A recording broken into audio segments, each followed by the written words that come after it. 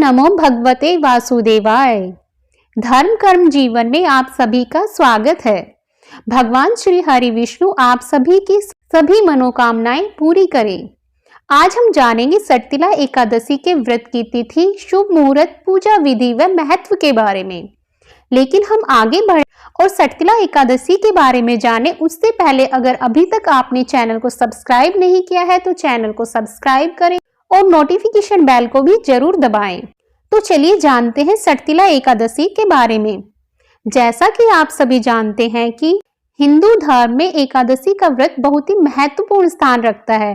प्रत्येक वर्ष 24 एकादशियां होती हैं, लेकिन जब अधिक मास या मलमास आता है तब इनकी संख्या बढ़कर 26 हो जाती है। इसका यह अर्थ है कि हर माह में 2 एकादशी तिथियां आती हैं, एक कृष्ण पक्ष में व दूसरी शुक्ल पक्ष में। पद्म पुराण में भी एकादशी का बहुत ही महात्म्य बताया गया है एवं उसकी विधि विधान का भी उल्लेख किया गया है। माघ माह की कृष्ण पक्ष की एकादशी तिथि को सटतिला एकादशी कहा जाता है। इस दिन भगवान विष्णु की पूजा की जाती है और व्रत भी रखा जाता है। इस व्रत में तिल का उपयोग महत्वपूर्ण होता है। इसी के साथ तिल का 6 प्रकार से इस्तेमाल किया जाता है। इस कारण से इस एकादशी को सटतिला एकादशी कहा जाता है। अब हम बात करते हैं सटतिला एकादशी व्रत की तिथि व शुभ मुहूर्त के बारे में। हिंदू पंचांग के अनुसार माघ माह के कृष्ण पक्ष की एकादशी तिथि 5 फरवरी 2024 की शाम 5:24 पर शुरू होगी और 6 फरवरी 2024 की शाम 4:07 पर समाप्त होगी। इस हिसाब से सटतिला एकादशी का व्रत 6 फरवरी 2024 मंगलवार को किया जाएगा। पूजा के लिए शुभ मुहूर्त सुबह 9:51 से 1:57 तक है। सटतिला एकादशी के व्रत पारण का समय 7 फरवरी 2024 को सुबह 7:06 से सुबह 9:18 तक किया जाएगा। पारण तिथि के दिन द्वादशी तिथि समाप्त होने का समय दोपहर 2:02 है। अब हम जानते हैं सटतिला एकादशी 2024 पर कौन कौन से योग बन रहे हैं। सबसे पहले व्याघात योग।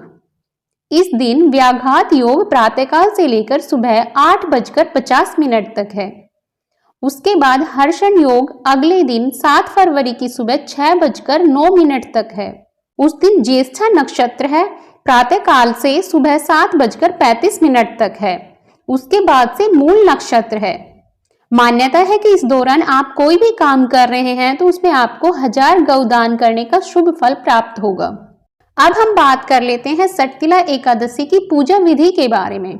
सटतिला एकादशी की पूजा विधि भी अन्य एकादशी की तरह ही है, लेकिन इसमें तिल का अधिक महत्व है। इसलिए इस एकादशी के दिन पूजा में तिल का उपयोग किया जाता है और दान दक्षिणा में भी तिल का ही दान करें। तो चलिए बताते हैं एकादशी के दिन पूजा विधि के बारे में।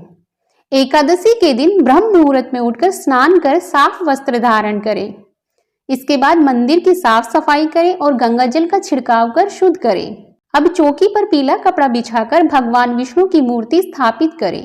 पीले चंदन और हल्दी कुमकुम से तिलक करें और दिया जलाकर विधि पूर्वक भगवान विष्णु की पूजा करें और पीले फूल चढ़ाएं, क्योंकि पीला रंग भगवान विष्णु को अति प्रिय है। इसके बाद विष्णु चालीसा का पाठ करें और आरती भी करें। ओम नमो भगवते वासुदेवाय मंत्र का जाप करें। सटतिला एकादशी व्रत कथा का भी पाठ करें। भगवान विष्णु को पीले फल और पीली मिठाई का भोग लगाएं। भोग में तिल और तुलसी दल को अवश्य शामिल करें। व्रत करने वालों को गंध पुष्प, धूप, दीप, तांबुल सहित विष्णु भगवान की षोडशोपचार से पूजन करना चाहिए। उड़द और तिल मिश्रित खिचड़ी बनाकर भगवान को भोग लगाना चाहिए। गोबर, कपास और तिल मिलाकर बने कंडों से 108 बार हवन करने से जीवन में पुण्य का उदय होता है तथा श्री विष्णु की कृपा भी प्राप्त होती है। यह तो थी सटतिला एकादशी की पूजा विधि। अब हम बात कर लेते हैं सटतिला एकादशी के महत्व के बारे में। एकादशी व्रत घर में सुख शांति देने वाला माना गया है, इसलिए सटतिला एकादशी के दिन उपवास के साथ साथ तिल का दान अवश्य करें। इतना ही नहीं, सटतिला एकादशी व्रत आरोग्य तथा सुखी दाम्पत्य जीवन भी देता है। इस व्रत को रखने से मनुष्यों को अपने बुरे पापों से मुक्ति मिलती है और जीवन में सुख समृद्धि आती है। इस व्रत में तिल का 6 प्रकार से दान करना उत्तम फलदायी होता है। जो व्यक्ति जितने रूपों में तिल का दान करता है उतने हजार वर्ष स्वर्ग में स्थान प्राप्त होता है। अब हम बात करते हैं 6 प्रकार से तिल का उपयोग कैसे करें। सबसे पहले तिल मिश्रित जल से स्नान। हमें तिल मिश्रित जल से स्नान करना चाहिए। दूसरा है तिल का उपटन। हमें तिल का उपटन अपने शरीर पर लगाना चाहिए। तीसरा है तिल का तिलक, यानी इस दिन हमें तिल का ही तिलक लगाना चाहिए। चौथा है तिल मिश्रित जल का सेवन। इस दिन हमें जल में तिल मिलाकर पीना चाहिए। पांचवा है तिल का भोजन। हमें तिल को भोजन के रूप में खाना चाहिए, यानी तिल और तिल से बनी हुई चीजों का सेवन करना चाहिए। छठा है तिल से हवन। हमें हवन कार्य और पूजा कार्य में तिल का उपयोग करना चाहिए। इसके अलावा इन चीजों का स्वयं भी प्रयोग करें और किसी श्रेष्ठ ब्राह्मण को बुलाकर उन्हें भी इन चीजों का दान करें। इस प्रकार जो सटतिला एकादशी का व्रत रखते हैं, भगवान उनको अज्ञानता पूर्वक किए गए सभी अपराधों से मुक्त करते हैं और पुण्य दान देकर स्वर्ग में स्थान प्रदान करते हैं।